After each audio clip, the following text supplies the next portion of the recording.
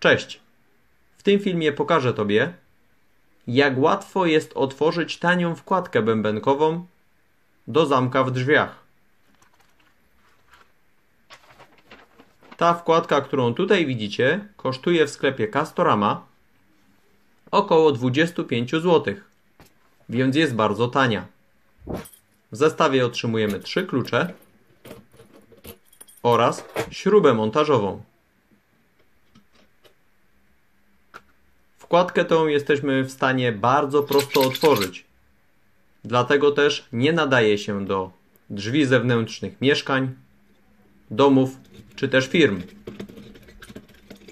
Najpierw spróbujmy ją otworzyć za pomocą napinacza i zwykłego chińskiego pistoletu do otwierania zamków.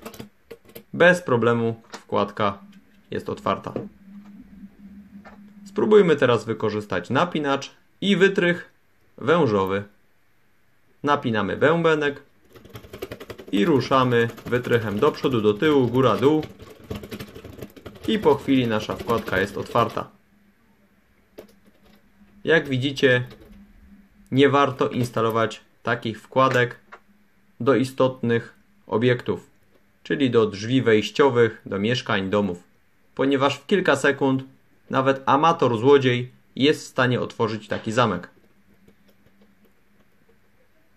Sprawdzimy teraz jeszcze trzecią metodę, czyli ustawianie pinów pojedynczo, czyli lekko napinamy napinacz i wytrychem układamy piny jeden po drugim i zamek też jest otwarty. Wszystkie metody bez problemu działają. Wyciągnij z tego wniosek i ostrzeż znajomych i wszystkich innych, którzy chcą wymienić zamek w drzwiach. Nigdy nie kupujemy tanich, niebezpiecznych wkładek, ponieważ bardzo łatwo jest je otworzyć przez każdego złodzieja.